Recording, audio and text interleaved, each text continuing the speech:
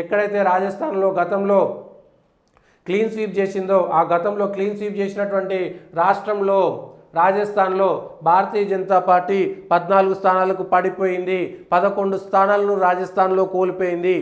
రాజస్థాన్లో 11 స్థానాలను కోల్పోయింది. రాజస్థాన్లో 11 స్థానాలు కోల్పోవడం కూడా భారతీయ జనతా పార్టీకి పెద్ద దెబ్బ అనేటువంటి విషయం చెప్పుకోవచ్చు.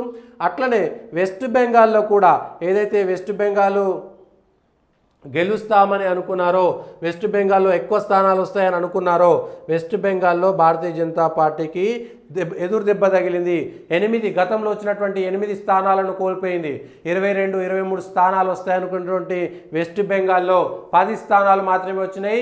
క్రితంసారి వచ్చినటువంటి 18 స్థానాల్లో 8 స్థానాలను కోల్పోవడం కూడా ఇటు ఉత్తరప్రదేశ్, రాజస్థాన్, వెస్ట్ బెంగాల్లో భారతీయ జనతా పార్టీ కోల్పోయినటువంటి స్థానాలు చాలా పెద్ద ఎత్తున ఉన్నాయి. అట్లనే కర్ణాటకకు సంబంధించినటువంటి దాంట్లో కూడా, కర్ణాటక రాష్ట్రంలో కూడా, తమిళనాడులో ఒక్కటి కూడా గెలవలేకపోయింది. కోయంబత్తూరులో కానీ మిగిలిన చోట్ల గెలుస్తుంది అనుకున్నటువంటి తమిళనాడులో ఒక్కటి కూడా గెలవలేకపోయింది. తమిళనాడు రాష్ట్రంలో ఖాతా తెరవలేక చితికిలపడ్డది భారతీయ జనతా పార్టీ.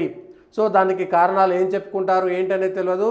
నరేంద్ర మోడీకి సంబంధించినటువంటి నాయకత్వం పైన ఏమైనా తిరుగుబాటు వస్తుందా అనేటువంటిది కూడా చూడాలి.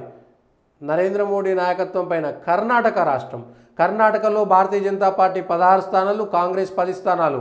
ఇక్కడ కూడా పోయినసారి 28 స్థానాల్లో 25 స్థానాలు గెలిచినటువంటి 10 స్థానాలను కోల్పోయింది. ఇక్కడ 11 స్థానాలు భారతీయ జనతా పార్టీ కర్ణాటకలో కూడా లాస్ అయింది. అంటే ఓవరాల్గా దేశవ్యాప్తంగా ఉత్తరప్రదేశ్ అనేటువంటి ఉత్తర భారతదేశంలో ఉత్తరప్రదేశ్ ఖచ్చితంగా ఎక్కువ స్థానాలు వస్తాయనుకున్నటువంటి ఉత్తరప్రదేశ్లో, అట్లనే మహారాష్ట్రలో కూడా పూర్తి స్థాయిగా భారతీయ జనతా పార్టీ దెబ్బతిన్నది.